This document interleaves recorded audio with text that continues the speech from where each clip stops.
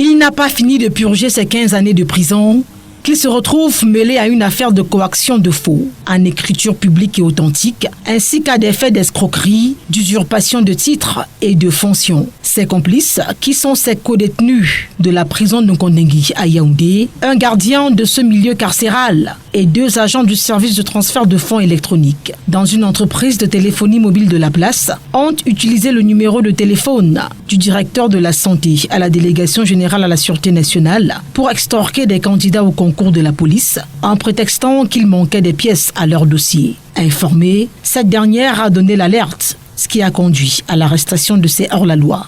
On s'est rendu compte qu'ils utilisaient les fausses cartes nationales d'identité. Ils montaient des cartes. Ils montent des cartes et puis ils envoient ces cartes-là à l'opérateur avec la complicité de leur ami qui est à l'intérieur.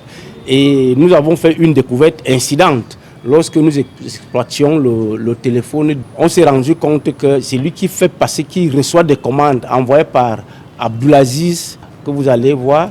C'est dans son téléphone qu'on a retrouvé les commandes pour le ministre Oswald Babouké. Il a passé la commande pour qu'on lui configure un numéro pour Oswald Babouké, pour le ministre Mbondayolo, et également pour le ministre Ngale Bibé. Et le dernier numéro, c'était le numéro effectivement du docteur Bilunga, notre directeur de la santé. Une activité criminelle en plein cœur des prisons. La police dénonce les communications illégales avec les détenus. Selon l'article 192 du Code pénal, de telles actions sont condamnées. Heureusement, les malfrats présumés sont désormais entre les mains de la justice.